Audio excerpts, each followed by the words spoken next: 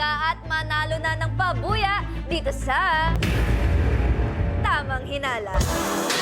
Hello mga katropay! Ako si Karina Bautista, ang inyong special agent. Isang buwan na lang, Pasko na! Wow! Palakpakan tayo dyan! Pero aagahin namin ang paaginaldo sa inyo dahil oras na naman para mag-imbestiga at manalo ng pabuya. Kaya maghanap na ulit tayo ng ebidensya. Maki-hashtag Tamang Hinala sa Paina para makita namin ang mga nahuhuli ninyo. Share tayo dito. Yes, ngayong Sabado at Linggo, isang bagong kaso ang iimbestigahan natin at kasama pa rin kayo sa pagsisiyasat mga katropay. At 4 na bagong celebrity suspects ang ating iimbestigahan.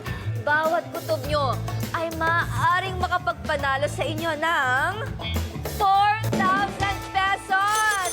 Wow! Merry Christmas talaga! I can feel it! At kung tama naman ang hinala nyo kung sino ang salarin, sa'yo ang pabuyang 10,000 pesos! Ngayong Sabado, 3 tanong pa rin ang ibibigay ko sa inyo. Kapag tama ang hinala mo at nakapagbigay ka ng tamang sagot, mapapasama ka sa pipiliin ng randomizer at maaaring manalo ng papremyo. Isa ang mananalo ng 4,000 pesos sa round 1. Isa ang mananalo ng 4,000 pesos sa round 2.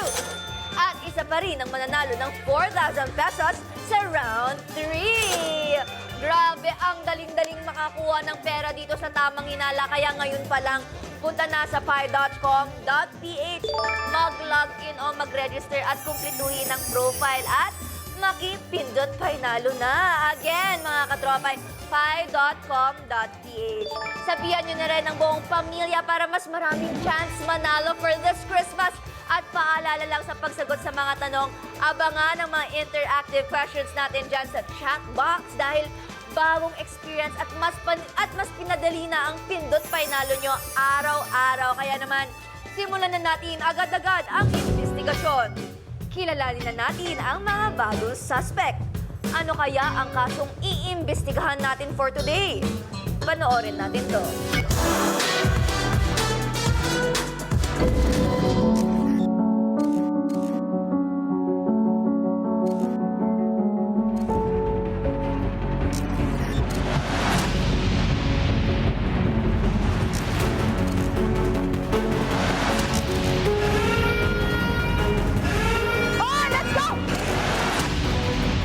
Pinagbibintangan ako, wala naman akong ginagawang masama. Akala mo lang wala, pero meron. Meron. Baka meron. Huh? Grabe siya sa akin, ang judgmental. Dapat magkakampi ang mga magaganda. Ba't di mo ako kinampihan? Grabe ka sa amin ni EJ Boy. Uy, ba't yung nasulit? Parang assist ko yung grabe ka May naman. problema ka sa mata ba? Hindi, kumbaga yung... Kanina ka ba? Yung JB kasi. Okay lang yan. It's okay. Grabe ka, nakaka-offend. Di naman po, nagsasabi lang ako ng kung ano yung gusto ko sabihin and lahat ng kaibigan ko alam na medyo ganun nga ako magsalita. Tigil na to! Umayos ka! Sakit ng ulo ko. Hindi ko na kaya. Alam mo, masakit ang ulo mo. Masakit ang ulo ko. Grabe, wala nga akong tulog. Yung kapal ng mukha mo. Anak ko nga, hindi ako ginaganyan. Ikaw pa? Uy guys, laro lang to guys. Huwag kayo magkape ko. Trabaho lang tayo eh. Game lang naman. Game lang Taping naman lang to, to guys. taping lang natin to. Pagod na. Wala akong tulog na. Gusto ko lang naman mag-enjoy. Sana umuwi ka na lang. Bakit di ka umuwi? Ako magtatrabaho lang ako dito. Eto, may trabaho. Trabaho tayo. Salamat, tinintid mo ako, ha? Kasi may... ako, boss. Sige, uwi mo na ka. yan. Kaya mo ako kay misis. Basera, sorry, trabaho lang muna. Isang buwan na lang! Pasko na. At kung may plano ka magtago sa iyong mga inaanak, kabahan ka na. Dahil malamang, may kutob sila kung saan kayo mahuhuli. Pero, kung gusto mo naman magkaroon ng dagdag aginaldo, tumutok lang dahil 10,000 ang pwede mo pa sa iyo kung ikaw ay may tamang hinala.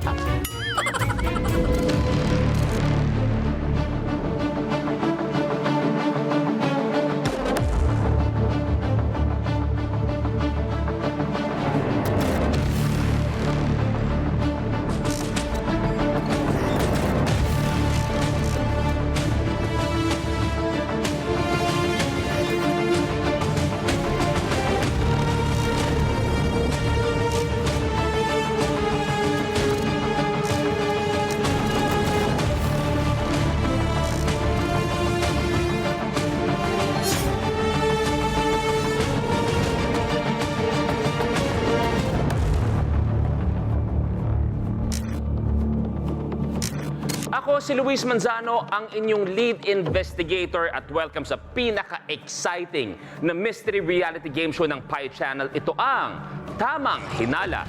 Bawat linggo, isang kaso ang ating lulutasin at syempre kasama kayo sa pag-iimbestiga, mga katropay natin. Mamaya, makakasama natin ang special agent natin na si Karina Bautista at eto mangyayari. Bawat tanong niya, kung masagot ninyo, meron kayong pwedeng mauwing pabuya. Pumunta sa pi.com.ph at sagutin ang mga tanong na ibibigay ng special agent live to live. Galingan ng pag-iimbestiga para mahuli ang tamang sagot at maging isa sa pwedeng manalo ng mas pinalaking mga pabuya. Tuwing Sabado, may 3 mananalo ng tig 4,000 pesos. Tuwing Linggo naman, 2 uli ang mananalo ng tig 4,000 pesos. Tumutok hanggang sa dulo ng investigasyon dahil sa huli, isa sa mga may tamang hinala kung sino ang salarin ang mananalo ng 10,000 pesos. Bago sumalang sa investigasyon, nagbukas na ng kanilang evidence boxes ang mga suspect at kung sino ang may nakalagay na saksakan sa loob ng evidence box, siya ang salarin. Ang goal ng mga inosente ay mahulaan ng tama kung sino ang salarin.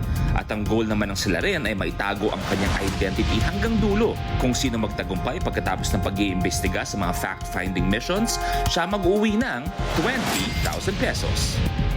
Sino mga inosente? Sino ang salarin? Sisimulan ko na ang investigasyon. Papasukan ng unang suspect. Iggy Boy! Iggy Boy! Iggy Boy. Hi, Kuya Luis. Ako po si Iggy Boy Flores. Nakakilala po ako sa Going Bulilit and sa Love You. And sa inyong mga katropay, naging parte rin ako ng Pak na Pak. So, ayun na yun. Huling lumabas ako sa Ironheart. Matagal-tagal na rin naman tayo nag-aartista. So, pagdating sa pagtatago ng mga bagay-bagay, lalo na pag kailangan mong umarte, medyo pasok na pasok tayo dyan. Di ko alam kung bakit masaya ang aura mo ngayon, samantalang ikay suspect sa matinding kaso. Kasi nakakatawa lang na pinagbibintangan ako, wala naman akong ginagawang masama. Akala mo lang wala, pero meron. Meron. Baka meron. Iggy, sobrang tagal mo na rin sa industriya. Sa lahat ng nakasalamuha mong mga artista, kaya mo bang sabihin kung ang isang tao ay umaarte, nagsisinungaling lang sa'yo, o hindi kaya nagsasabi ng totoo? Una, nagulat ako na tinitingala ako kasi sa liit kong to. Hindi, pero nalalaman ko kung totoo o hindi sa mata. Pag tinignan ko sa mata, nakakamdaman ko eh. Iba yung tindig, dun mo nalalaman eh. Ang nakikita mo sa mata ko, ayan. Totoo. Totoo. Tama, Totoo, yun ang gusto Kuya ko sa'yo. Luis. Yung pangalawang suspect, papasukin na please. JV. Ang laki pala ng bahay mo. Ba't nakapambahay ka lang? What's up guys? This is Yon JV. I'm a singer. Tapos, isa din po akong actor. Yung last project ko was with Darna. And I also play basketball. Ako, mahilig talaga ako sa mga games na mystery game. Childhood ko na yung mga ganung laro. So, nung narinig ko may ganitong concept, excited ako to really do it in real time. Na ikaw talaga mismo and pakikita mo yung mga kaugali ng mga tao. Baka di ka man lang nag-ayos. Kinall time ka ba? Di man lang sinabing kinasual mo kami ngayon. Nice to see you. Akala ko kasi may kasamang... Totoo pala. Pagdating ko sa desk, Kagaya ni Iggy, di ako pwede tumawa. Di tayo pwede magkasiyahan, JV, dahil sabi ko nga, suspect kayo. Suspect. S-U-S-P-E-C-T or K. Depende sinong kausap mo. Ano pakiramdam na suspect mo muna sa isang matinding kaso? Mabigat, pero di kayo sure. Ang sure ako, naka-shorts ka. Ako sure. Ikaw, JV, ano bang bago sa buhay mo? Meron akong balita na napakagandang blessing din na dumating sa'yo. I mean, my girlfriend po, may anak kami. 3-month-old boy. Healthy baby boy. Also to you, congrats to you. Thank you very much. Pero huwag kayong mag-alala dahil hindi lang kayo dalawang suspect. Yung pangatlo, papasukin please bago uminit yung ulo ko. Grabe naman. Hi, Regine, welcome. Hi, I'm Regine Angeles. Nag-start po ako sa ABS. Reality search po siya. Ako po yung nanalo. And then, nasundan na po yun ng mga teleseries like My Girl, Palos, Tayong Dalawa. Pero pinaka-nakilala ako sa role na Doris sa Two Wives. Right now, I'm a mom of 2. Hindi ako magaling magtago ng sekreto. Dun sa maghanap ng kung sino may sekreto yon. Alam mo si Regine, matagal ko na kilala. Nabanggit ko nga dati, nasampal na ako ni Regine na hindi mo lang niya naalala. Nag-look test kami sa flash bomba. Nasampal ako sa may chapel ng ABS, pero hindi man lang maalala. Hindi ko maalala. Pero sorry doon, sige, guilty ako. Pero wala na akong maalala. Ikaw ba, Regine, minsan, ikaw ba nahuli ka sa isang bagay, pero nakagawa ka ng paraan na, uy, nakalusot ka? Hindi, never. Pareho pala tayo. Dahil ako din ay napakabait na tao. True. Napakabait na nilang. Huling beses na nagsinungaling ako was 2003 pa. I don't lie. Tawa ka. Kung sakasakali man, Regine, ngayon pa lang, gamit ang iyong galing bilang isang artista, bilang isang ina. Kung may suspect dyan sa dalawa na kasama mo ngayon, si Iggy o si JV, sino kaya ang pwede mong pagsuspetsahan? Tingin ko, wala pa siya dito. Wala pa. Wala pa. Wala pa. Kung sino yung wala pa, papasukin? Sir, delivery po. Nikki. Hi, Katropay! Ako ang iyong sweetie pie, Nikki Morena. As you all know, isa akong beauty queen. Huwag ka na kumontra. Ito naman, minsan lang naman ako dito eh. Sige na, fine. Host sa Pie Channel and of course sa Showtime Online You. Magaling ako magtago ng sikreto ng mga kaibigan ko.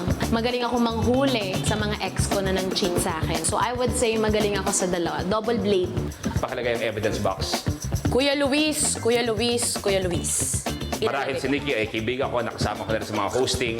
Pero, syempre, kailangan kong kalimutan mo na pagkakaibigan natin that suspect ka. Si Iggy Boy, medyo familiar ako, pero not entirely. Pero yung dalawa, at all, hindi ko talaga sila kakilala at hindi ko kilala yung mga personalities nila. Kaya sabi ko, challenging. Pero bago ko nakausapin, Nikki, yung isa dito, binanggit, tinanong ko siya.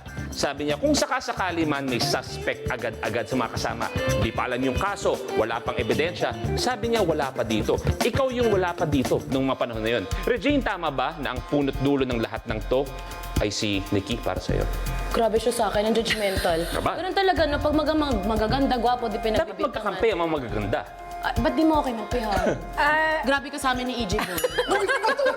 Parang siste kayo pa dalawang magkakampi, ha? Regine, tama ba na feeling mo kung may suspect man dito, si Nikki agad-agad? Yes, yun ang feeling ko. Pero feeling ko lang naman. Seen kami ng manager before, so nakasama ko na siya. Alam kong mataba yung utak niya, tas komedyante, yung ganon. So magaling siyang magtago ng sikreto. Nung una pa lang, sabi ko, si Nikki to. Ano pa random, Nikki, na wala pa tayong ginagawa, pero, ayan na, medyo minamata ka na ng isa dyan. Masakit kasi parang may kasabihan, di ba? Kung nasa itsura daw yun eh. Ako agad, Regine. Grabe ha. Pero patutunayan ko sa'yo, Mars, na mali yung hinala mo. Okay, so huwag kang masyado mag-assume muna. Kung nasa itsura daw yun, sino sa tatlo ang tingin mong pwedeng gumawa ng matinding krimen? Feeling ko si yung JV. Dahil siya lang ang nakashot sa akin. Dahil ba, halata ba masyado na siya na medyo nagpaparamdam? Hindi kasi ang niya eh, ang deceiving ng itsura niya eh. Para siyang mabait, pero parang kontrabida din. May ganun siyang Mabait na ginigib parang eh. kontrabida. Ano ba ang nangyari? Bakit kayo nandito? Ito ang matinding kasong kailangan kong lutasin kasama kayo. May ulat. Isang karumal-dumal na krimen ang nangyari sa bahay ng isang OFW kung saan may naganap na saksakan. Actually, miss na miss ko na yung pamilya ko dito sa Pilipinas, kaya dito ko naisipang magpasko at umuwi. Excited akong ibigay yung mga pasalubong ko sa mga balikbayan boxes. Merong pabango, merong sapatos, may bag. Nang bigla na lang ako may narinig na sigawan ng mga tao at isang malakas na putok. Gulat na gulat po kami, kaya inanap namin agad yung pagputok. Pero ang ganda ng sapatos ko. Ay, sir, hindi. Tuloy mo muna. Ay, okay. Ano pa nangyari? Ay, ba't pumutok? Nalaman na lang namin na yung pasalubong ni Tita, sinaksak nila agad. 110 yun. 220 nila yung sinaksak. Kaya sasabog talaga yun. Favorite fan ko! Oh my God! Pero, ang ganda ng sapatos ni Tita ang niregalo niya sa akin. Yung electric fan ko! Electric fan ko! Wala na siya. Wala na tayong magagawa dyan. Yung electric fan ko! Wala na nga eh. Ilang taon kong pinag-ipunan tong electric fan na to? Ilang banyo ang kinuskus ko para lang mabili to? Tapos gaganunin niyo lang? Ikaw na sino man ang sumira sa electric fan na to? Tandaan mo, hahanapin kita! How dare you! I will look for you! I'll make sure till the the end of the world, I'll find you! Ang tanong, sino ang nagsaksak ng 110 volts sa 220 volts na saksakan?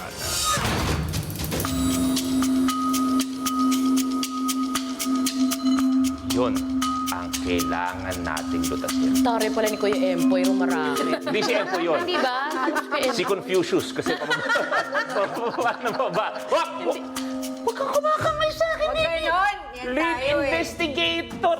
Kaibigan kita pero toits tayo. Yun ang kaso natin. May nagsaksak ng electric fan na 110 sa 220. Ano bang alam ko dyan? Tsaka hindi ako nagsasasaksa kasi takot ako dyan. Takot akong ma-deads ng makuryente kasi, di ba, hindi nakakaganda yun. Hindi ko alam ba't ako nandito. Pero ang sabi sa akin kasi may TF, kaya ako nandito. Yun lang talaga yung pinunta ko, yung TF. Mahirap i-distinguish kung sino man yung...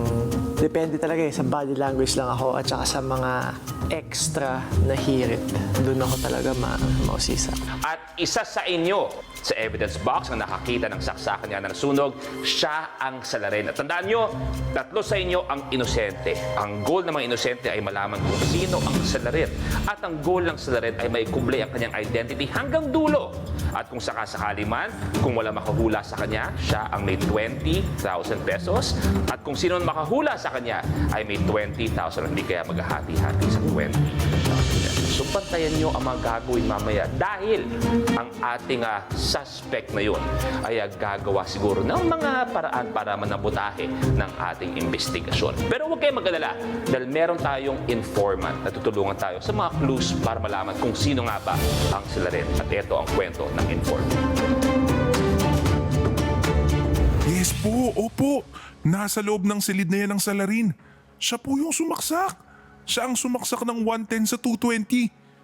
Kung makatakas siya ngayon, pwede niyong gamitin ang mapa papunta sa...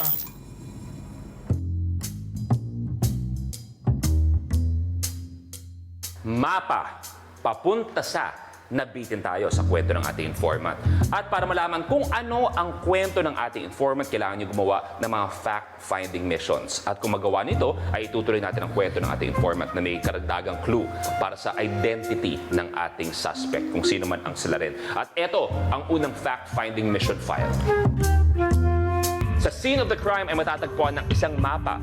Para makuha ito, kailangan malampasan ninyong 4 ang 2 electric maze. Bawal dumikit ang bakal habang nilalampasan ang maze. Kapag tumunog at umilaw ang bombilya ng electric maze dahil sa pagdikit sa bakal sa maze, kailangan nyo magsimula ulit sa starting point. Kapag darating na ang dulo ng maze, mayroong susi doon na pwede makapagbukas sa kahon kung saan matatagpuan ang mapa. Meron kayong 15 minutes para gawin ang mission na ito.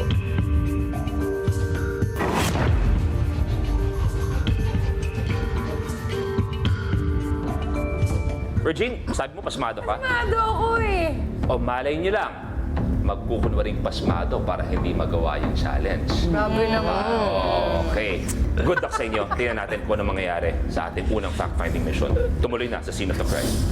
Tumuloy ka na isipin bago Ano ba yan?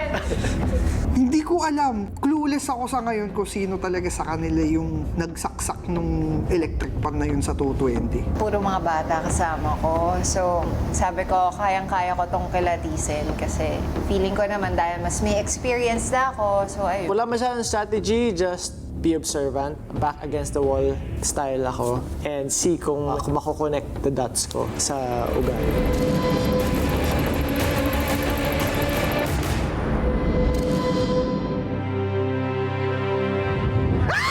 Wala naman, multo. Grabe naman, stop, Boy. Ganda naman. Oh, guys, welcome to my crime scene ba to? Parang nag-aamok yung may-ari ng bahay. Parang Ano galing? condo mo ata. Hindi.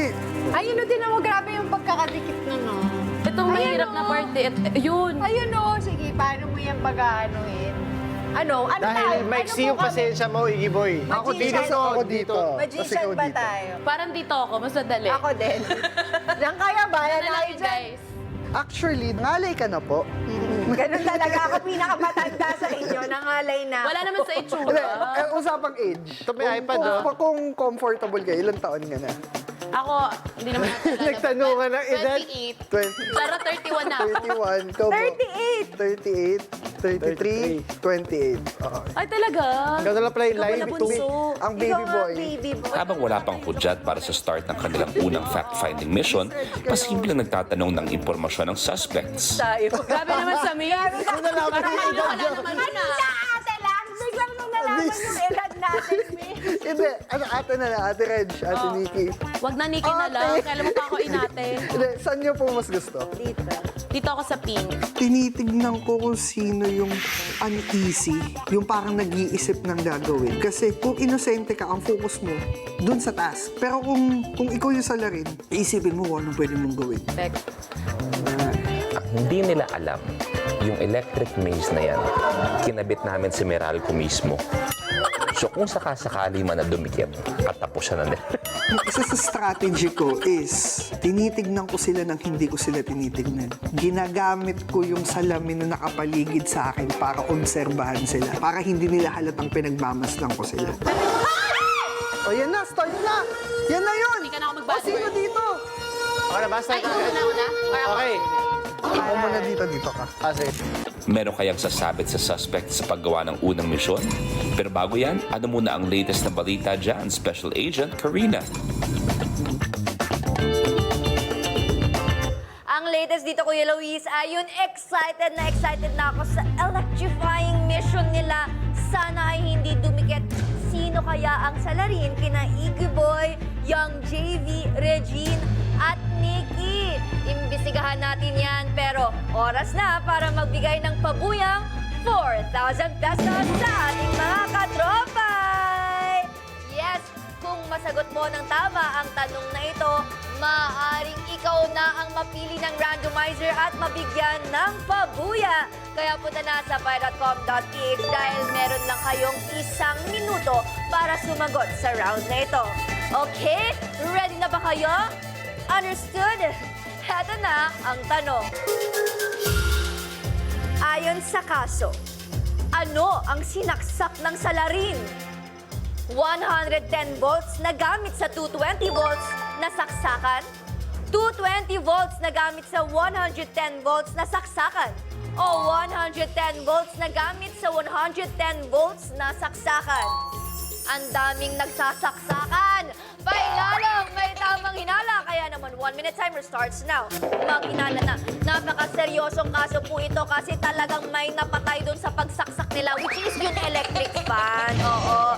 Tatlo lang ang pagpipilian yung mga katropay, pero medyo tricky at nakakalito ang pagpipilian, kaya tignang mabuti ang pipindutin. And syempre, reminder lang po, isang lucky katropay na makakapili ng tamang sagot ay mapipili ng randomizer na pwedeng manalo ng 4,000 pesos. Kaya naman, pumunta na po kayo sa pi.com.ph, mag-login at mag-register na mga katropay. And nasa ibabaw na ng chatbox ang tanong at doon pwede rin po kayong sumagot mga katropay. Siyempre para tulong-tulong tayo rito. Pag-isipan natin. Alam nyo, grabe kayo kay Ate Nikki. Ako feeling ko hindi siya ang salarin. Kasi si Kevin, dati sabi ko parang siya, pero parang hindi pa rin. So, ayan na, 8 seconds na lamang po para bumoto. Grabe, napakonting oras. Nakaka-tense pala yung ganito. Ayan na, 1. Time's up. Maraming salamat sa lahat ng nakipindot mga katropay, pero oras na para i-reveal kung tama ba ang mga hinala ninyo. Ang tamang sagot ay...